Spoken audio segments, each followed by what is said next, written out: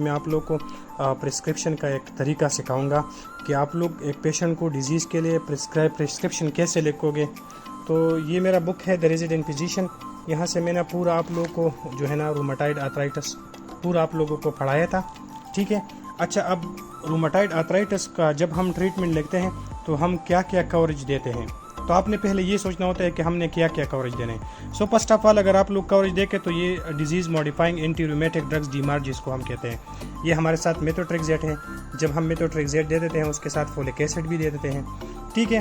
अच्छा, मेथोट्रेक्सेट हम low dose से स्टार्ट करेंगे, 7.5 mg से पर वीक पे स्टार्ट करेंगे। अगर डिजीज़ प्रोग्रेस कर रही है तो ये हम 25 mg या 30 mg तक लेके जा सकते हैं। अगर फिर भी कंट्रोल नहीं हो रहा है तो हम हाइड्रोक्सीक्लोरोक्वीन ऐड कर सकते हैं। ठीक है, जो HCQ के नाम से आते हैं। अगर फिर भी डिजीज़ प्रोग्रेस कर रही है तो इसके बाद हम कारालिफ्लोनामाइड ऐड कर सकते हैं। तो ये फिर सारा डिटेल मैंने यहाँ पे इस बुक में यहाँ पे मेंशन किया है कि हमने कब और क्या क्या ऐड करने हैं। तो एक डीमार ड्रग हो गया। दूसरा पे फिर हम इसको स्टेरॉइड देते हैं, जिस तरह मैंने आपको बताया था कि इंजेक्शन डिपेमेड्राल सिर्फ एक ही दफ़ा देने हैं इंट्रामस्कुलर, या ओरल स्टेरॉइड जो हम देते हैं delta cartel 5 mg 2 to 3 weeks के लिए हम देते हैं। तो एक डीमार्ड हो गया, एक स्टेरॉइड हो गया। फिर इसके बाद पेन किलर हम देते हैं, टोनोप्लेक्स पी हो गया या ट्रामाडाल हो गया जो भी, और सेल्बिक्स 100 mg बीडी और 200 mg ऊडी एक दिन में एक दफ़ा। तो ये पेन किलर, या आप कोई और पेन किलर भी दे सकते हैं।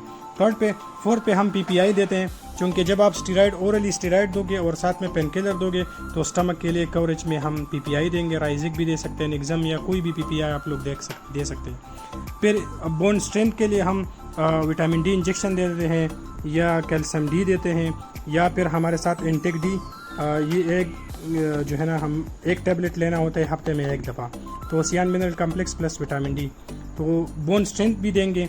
और इसके बाद जो है ना मोस्टली रूमेटाइड आर्थराइटिस के पेशेंट में आई ड्राई होती है, तो ड्राई आई के लिए कवरेज में हम टीयर प्लस या आर्टिफिशियल आई ड्रॉप्स देते हैं।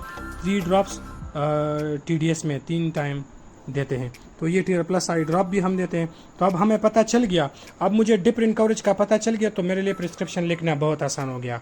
डीमार्ड हो गया, स्टेरॉइड हो गया ओरली या इंजेक्टेबल में, और फिर पेन किलर हो गया, फिर PPI हो गई, फिर बोन कवरेज हो गया, और फिर आई कवरेज हो गया। तो ये पूरा का पूरा हमारे साथ ट्रीटमेंट बन गया रूमेटाइड आर्थराइटिस का।